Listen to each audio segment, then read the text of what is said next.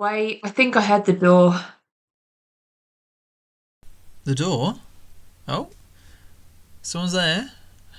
Now, if I'm truly doing something, like normally I'll just ignore people at the door. Well, if I'm not expecting someone, that is.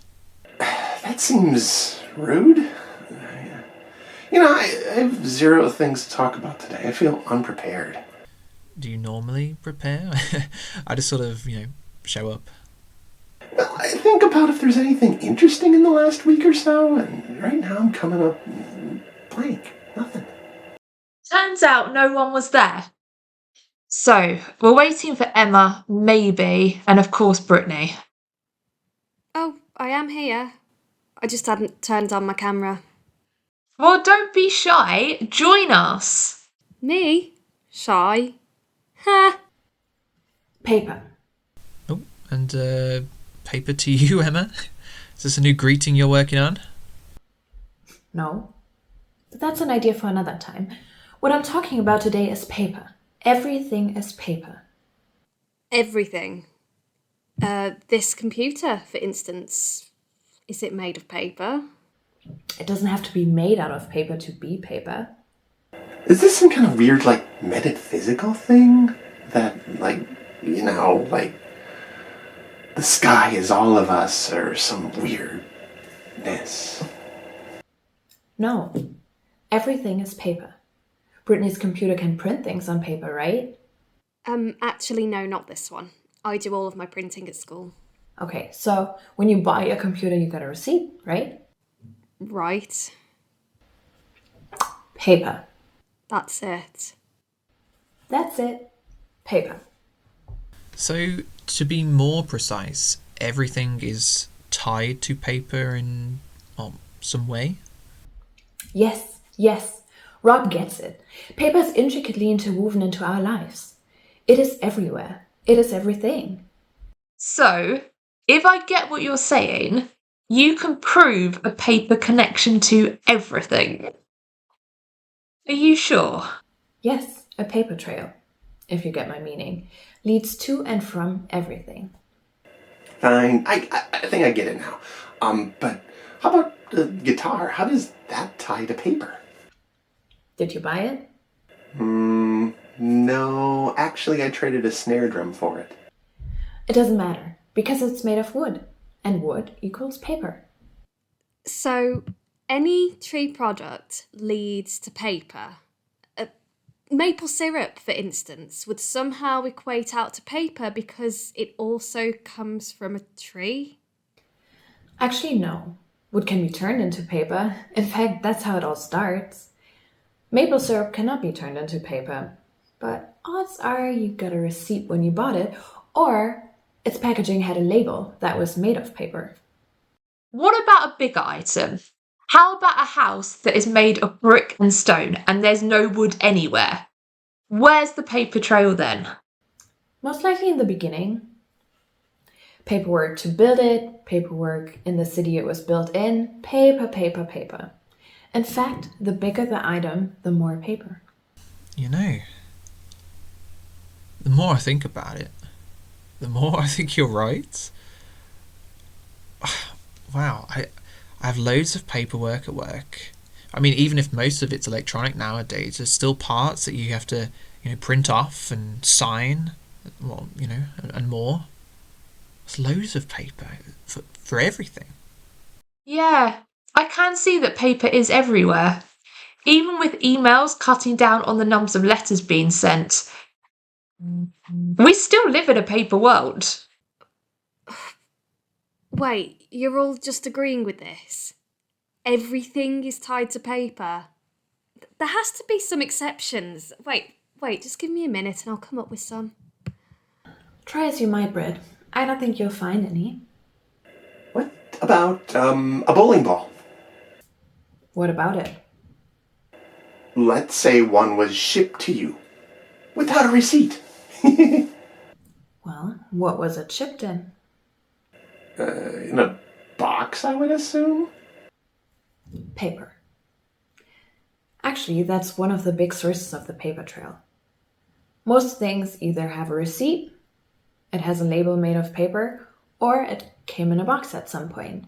Usually it's one of those three things, or perhaps all of them. Boxes. I hadn't even thought of that. Think of all the boxes Amazon goes through. Sort of an Amazon rainforest's worth, right? Yeah, way too much. Way too many. Alright, let's move along. I've got it. A stone. A simple stone. Okay, so where did you get that stone? My grandmother gave it to me. No receipt, no label, no box. I think we have the paper-proof item. Except, you're forgetting one thing. Do you know what it is? Oh, please don't say that it came from Earth and trees grow on the Earth, so therefore they are all the same, which is nonsense. If that's true, we'd need something from the moon or farther to finally not be connected to paper. No, that's not it at all. Do you ever play rock, paper, scissors? Well, rock is covered by what? Paper. Paper defeats rock. Seriously? That makes no sense. Where is the logic in that? I never said it has to be logical. Frustrating, but I will resist the urge to simply click out of this meeting because that is what I feel like doing. Okay, we need an intervention or a break or something. Something to clear the air and bring the tone down a bit. Agreed. I nominate Greg to sing a song for us. What? What? I have nothing prepared. You've done off-the-cuff songs before. You must have some ideas. Look, as I was saying before, I have been having a very blank week. A week of nothing, a week of blankness, a week of blah. And today's just the blankest day of them all, so I don't have anything. Nothing. Well, what about those car jingles? Didn't you write a car jingle back then? Oh, what? The car dealership jingles? Yeah, those. They ended up not using them. Well, not true. They ended up using one of them, but it was very disappointing. It was no lyrics involved, just the guitar strumming along, and that's it. Sorry, my light's a bit funky. I wasn't on for that one. Couldn't you maybe sing it for me? I'm a new audience, fresh ears to the situation. Yeah, I know, fresh ears and all, but they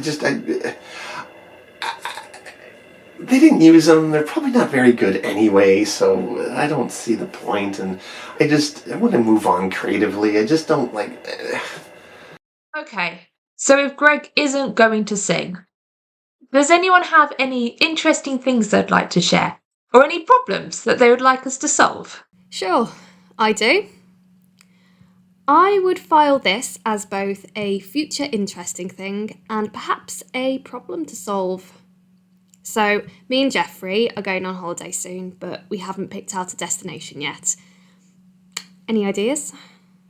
Well, there's Miami. There's probably not a whole lot else to do there but to go to the beach. But that's a big thing. They're always crowded. There's very crowded beaches, and it's fun if you like that kind of scene, I guess. Very tropical weather, like I said. It's warm. It's nice. No, thank you.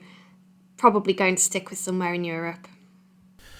Well, how about Iceland? It's like a weird alien Europe. It's got volcanoes and glaciers. That's a bit too rustic. Too much wilderness. We're looking at something a bit more metropolitan with culture and people and such. I went to Vienna once.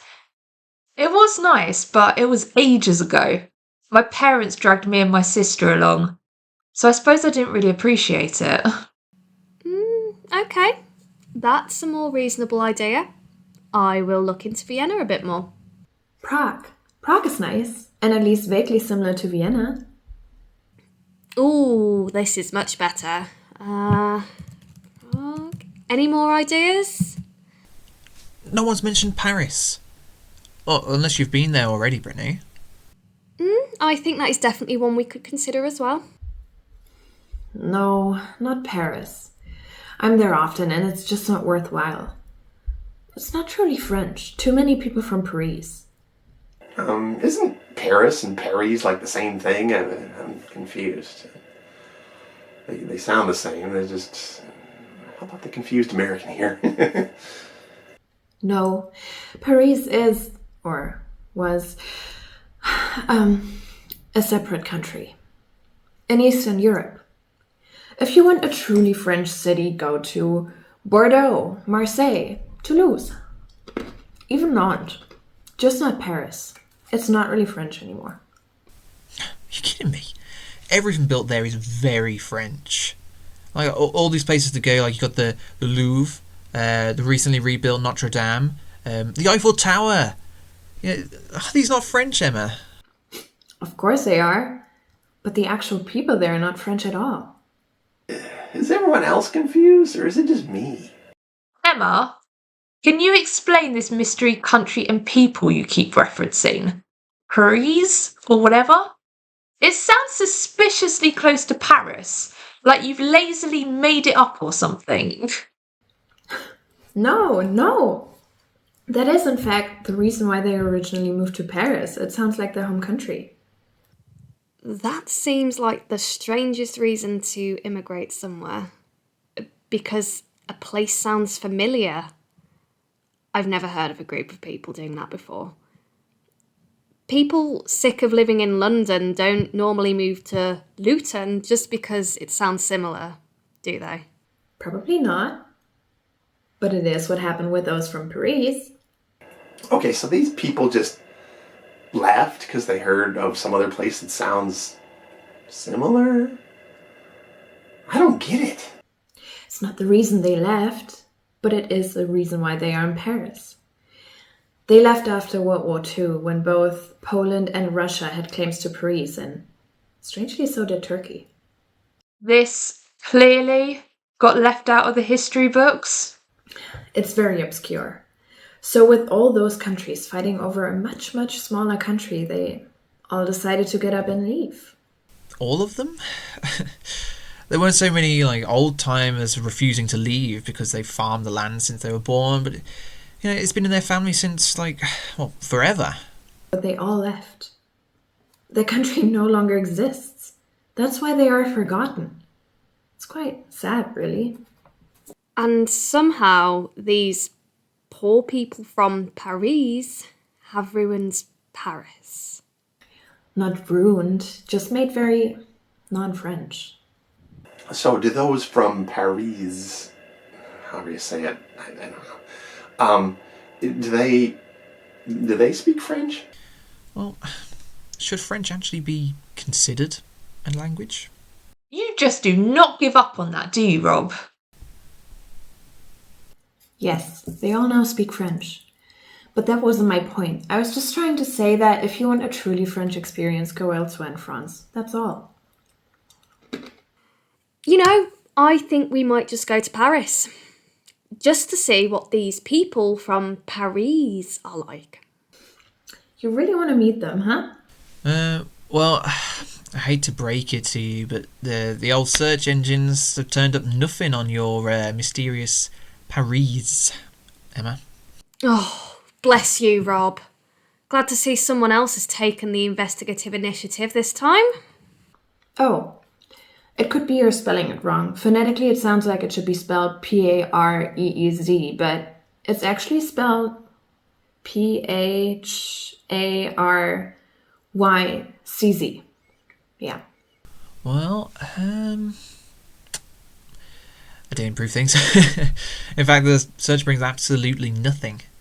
Yeah, the big old 0. Emma, where did you learn this? No one else has heard of these people. It just sounds really made up to me. When I went to Paris a couple of years ago, I spoke with the Parisians, and that's what they told me. I bought a book about it shortly after. I would very much like to see that book. What's the name of it?